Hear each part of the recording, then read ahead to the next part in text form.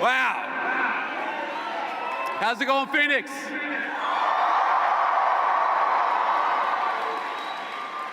It's so good to be here with you all on this amazing day to close out an amazing AmFest 2025.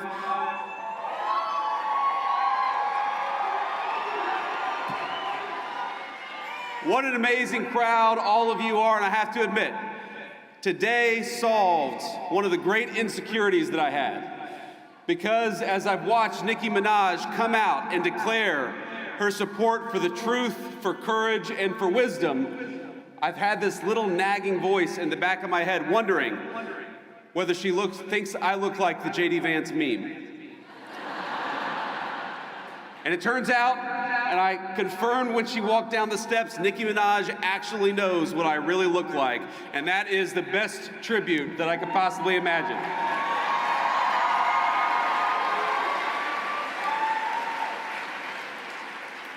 I have to start off with a note of gratitude. Erica, I cannot thank you enough for your strength, your grace, and your kind words of support for this administration and for me personally.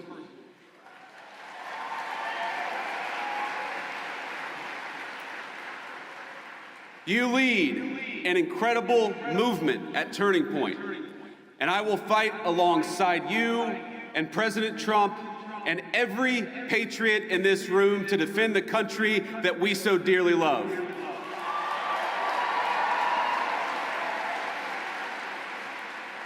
And when I say that I'm going to fight alongside of you, I mean all of you, each and every one. President Trump did not build the greatest coalition in politics by running his supporters through endless, self-defeating purity tests. He says, "Make America great again," because every American is invited.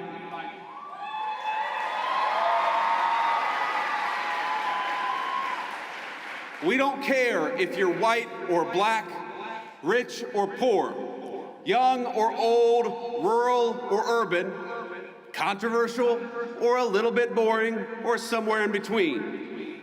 People of every faith come to our banner because they know that the America First movement will make their lives better, and they also know that the Democrats don't care about anything other than maybe transing their kids. So if you love America, if you want all of us to be richer, stronger, safer, and prouder, you have a home on this team.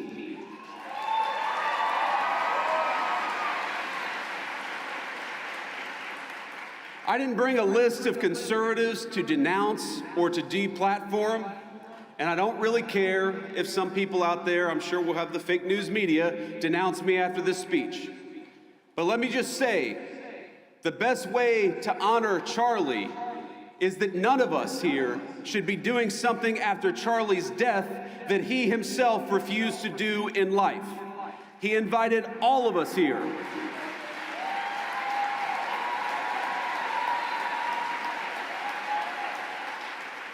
Charlie invited all of us here for a reason, because he believed that each of us, all of us, had something worth saying, and he trusted all of you to make your own judgment. And we have far more important work to do than canceling each other. We have got to build, and President Donald Trump is a builder.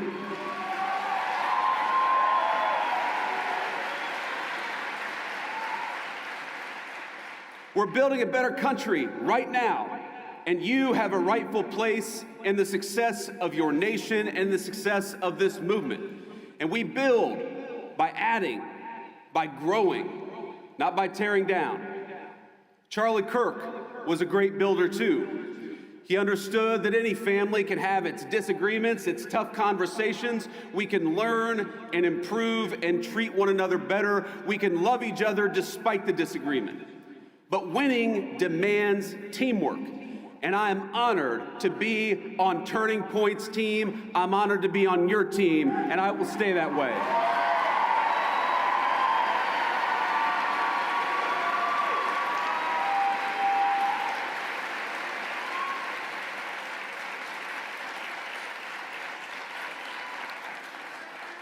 There's still so much important work to do, my friends. We're barely a year into this administration, not even a year into the administration.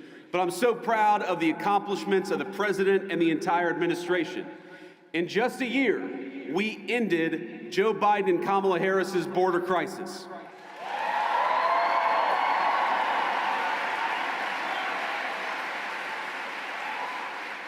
December marks 7 months straight of zero releases at the southern border.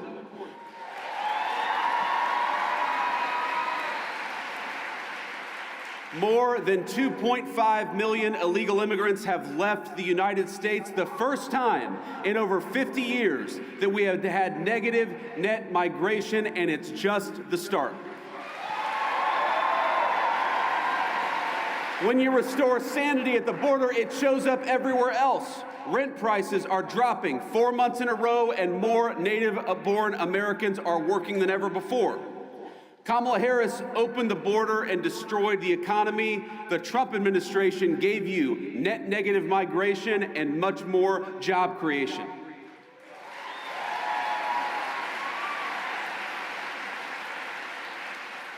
Real wages are finally growing. Inflation is half of what it was under Democrats. Gas prices are their lowest in years. And we have finally made it clear that in the United States, we believe in hard work and merit. Unlike the left, we stand against treating anybody, and I love what Nikki said about this. We don't treat anybody different because of their race or their sex. So we have relegated DEI to the dustbin of history, which is exactly where it belongs.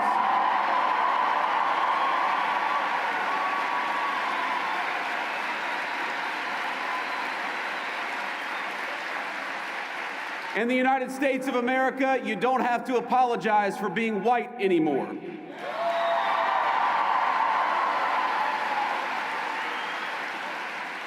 And if you're an Asian, you don't have to talk around your skin color when you're applying for college, because we judge people based on who they are, not on ethnicity and things they can't control.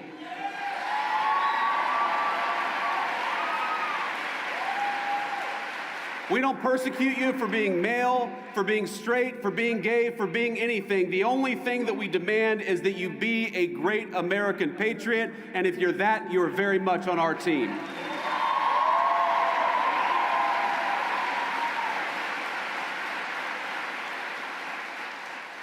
Just consider the contrast. Kamala Harris used the government to censor you. We're using, in the Trump administration, the government to protect your free speech, whether it's on college campuses or in the digital marketplace of ideas.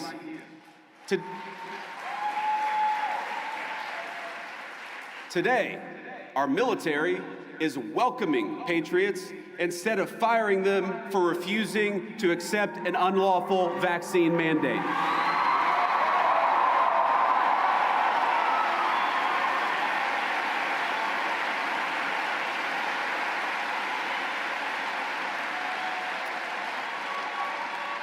And to honor Charlie, but also to honor all of you, we're working to end the scourge of left-wing violence in the United States of America. We're going after the far-left crime networks, but we're also going after the monsters that fund them. We don't just want to go after the Antifa member who threw a brick at an ICE agent. We want to know who bought the brick, and we're going to prosecute them too.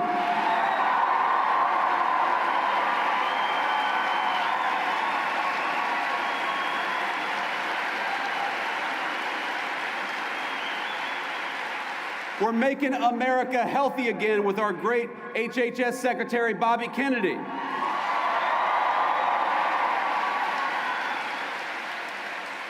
We're bringing drug prices down and purging our food supply of the poison that had built up over a generation.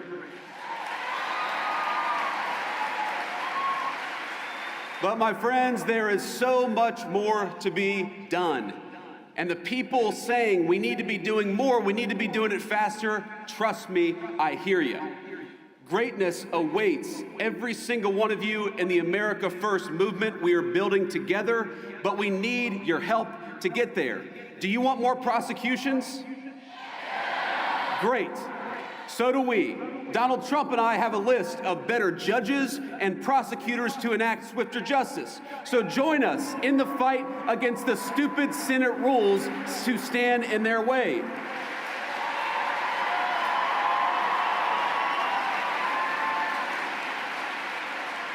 Do you want faster deportations?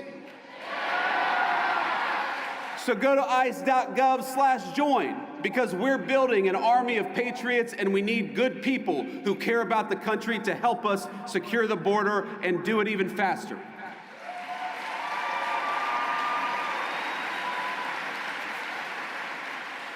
Do you want rents to keep dropping and wages to keep rising as they have over the last few months?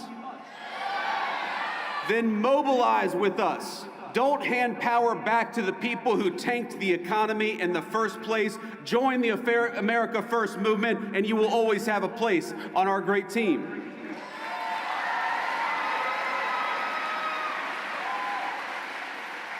Next month will be the official one-year anniversary of the Trump administration, and I am damn proud of our record so far.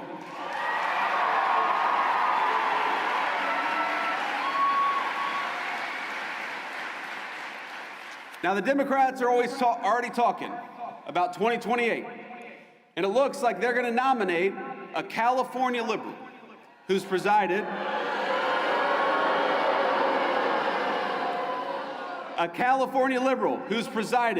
over rolling blackouts, open borders, and unchecked violent gangs.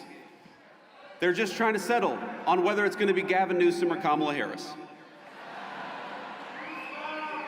And in the meantime, what are the Democrats offering you in the meantime? I gotta say, ladies and gentlemen, they are not sending their best. Omar Fateh was Ilhan Omar's candidate for mayor of Mogadishu. Minneapolis.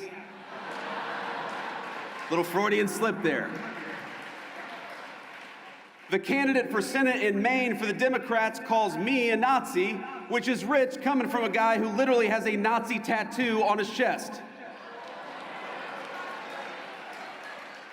And Jasmine Crockett. Oh, Jasmine Crockett. The record speaks for itself. She wants to be a senator, though her street girl persona is about as real as her nails.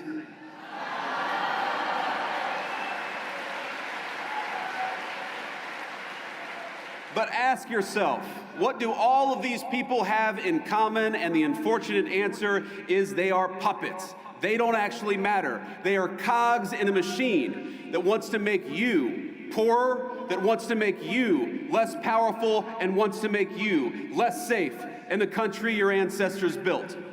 And while President Trump and I are doing everything we can to break that machine, the left is still there, my friends, and they are still very powerful. Don't delude yourselves. It's the activist groups who want to poison your kids with hormone replacement therapy and toxins in your water supply. It's the corporate boardrooms pushing diversity quotas while whining about the fact that Donald Trump won't let them ship American jobs overseas anymore, and boo-hoo to that.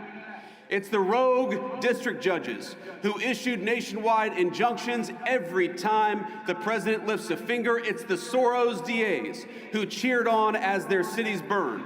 What unites them? They win when our country loses. They get rich when you get poorer. They hire the illegals that they bring in to take your jobs. They drink fine wine in the countries they ship your jobs to. They censor you because they'd rather destroy the Constitution than risk losing an argument. They bring in millions of voters because they know they can't win the argument with the people who are already here. And you know what else unites them? We are going to kick their ass next November and every year after that.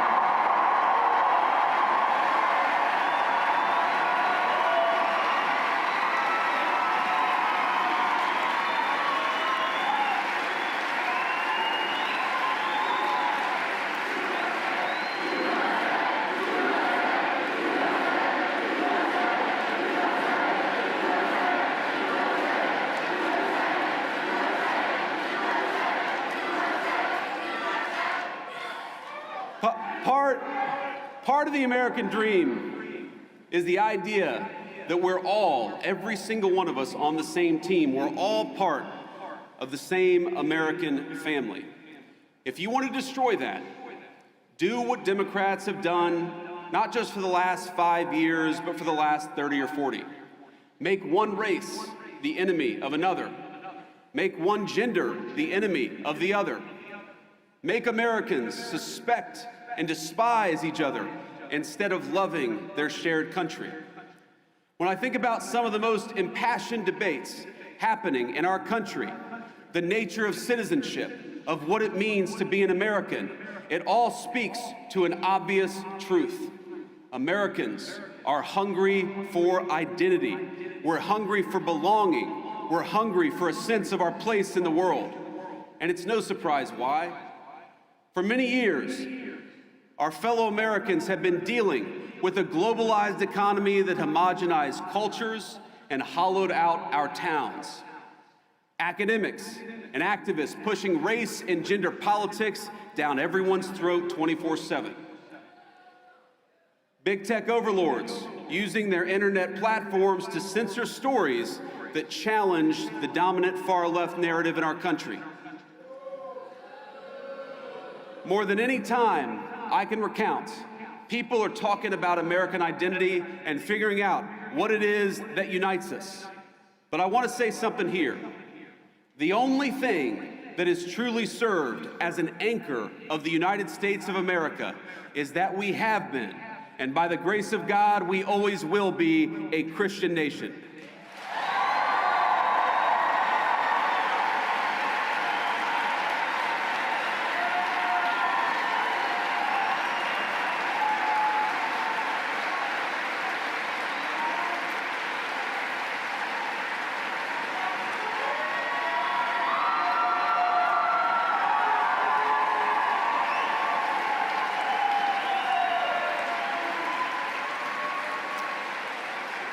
Now, I want to be explicit because, of course, the fake news media will twist everything that I say.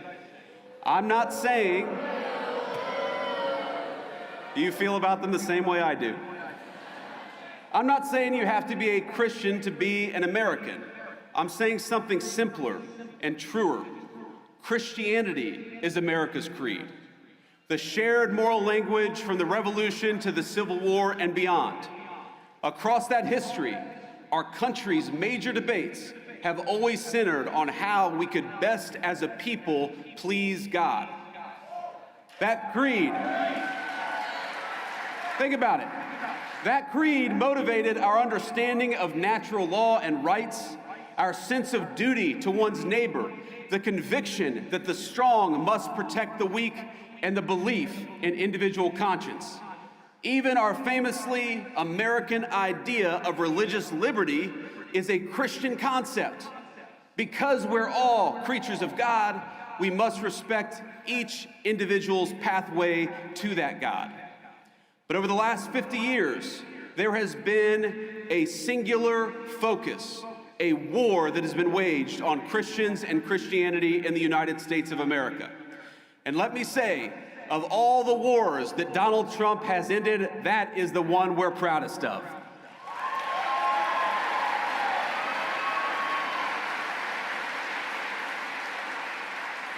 For decades, the left has labored to push Christianity out of national life. They've kicked it out of the schools, out of the workplace, out of the fundamental parts of the public square.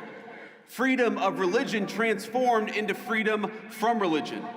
And in a public square devoid of God, we got a vacuum.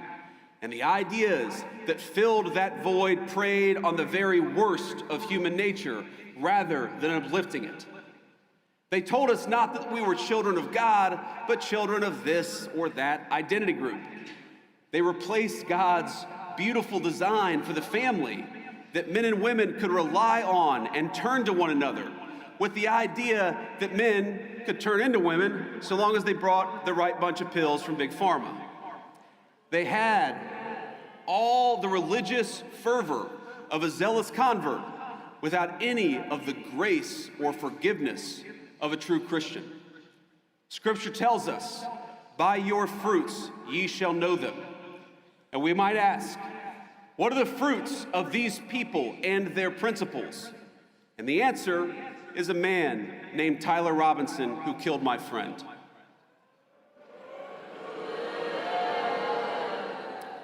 Think about it.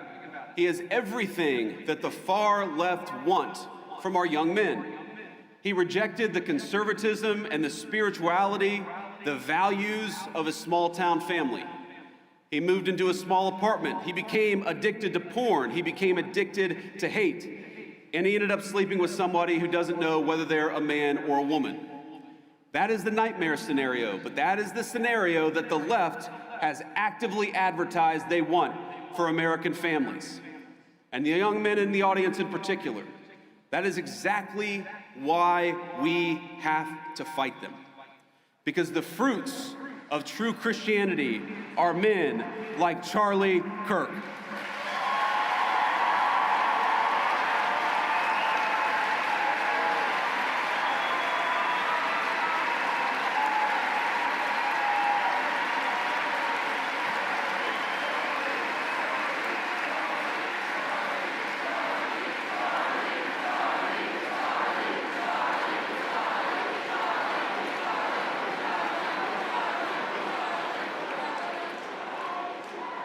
The fruits of true Christianity are good husbands, patient fathers, builders of great things, and slayers of dragons. And yes, men who are willing to die for a principle if that's what God asks them to do.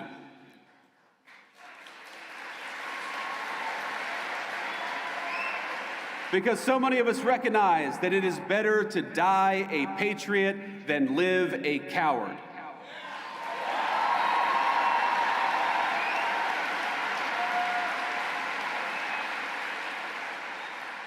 I'm going to tell you something I haven't talked about publicly before, but in the days after Charlie's death, I struggled a great deal. I'm sure many of you did too. I remember watching every video of the assassination, looking for clues, trying to understand what happened. I'd try to hide my friend and that terrible bullet hitting him, but I would try to look around. I stayed up all night for many nights in a row, researching every conspiracy theory, going down every rabbit hole. When my lovely wife, Usha, told me to come to bed, I told her I owed it to Charlie to try to uncover every stone, and so that's what I tried to do. I remember I was consumed by this fear that Charlie's death wouldn't just deprive a family of their husband or of a good father, but that it would deny our movement of a great unifier of people and a great doer of great deeds. It's the only time I can remember my wife ever telling me that she was really worried about me. She told me it many times. But what saved me was not lying to myself, but accepting the reality of the fight that we're in. Charlie's death was an immense loss, an irreplaceable loss. We got kicked in the teeth, my friends, and there's no sugarcoating it or pretending that it didn't happen. We need to accept that. And what saved me was realizing that the story of the Christian faith, like the story of these United States of America, is one of immense loss followed by even bigger victory. It's a story.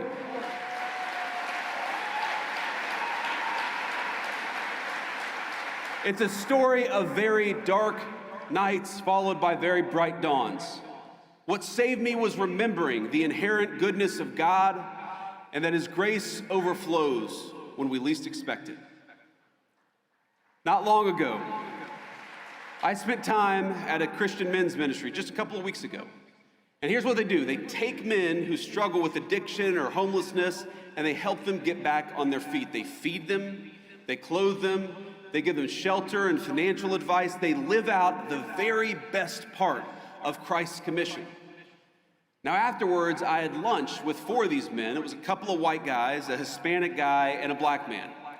They had all struggled in their unique ways. Some had lost contact with their family, some of them for a very long time. Others were desperate to rebuild relationships with their kids so that they could see them on Christmas. But all of them were back on their feet. And what saved them? It wasn't racial commonality or grievance. It wasn't some philosophical jargon. It wasn't a DEI prep course, and it wasn't a welfare check. It was the fact that a carpenter died 2,000 years ago and changed the world in the process.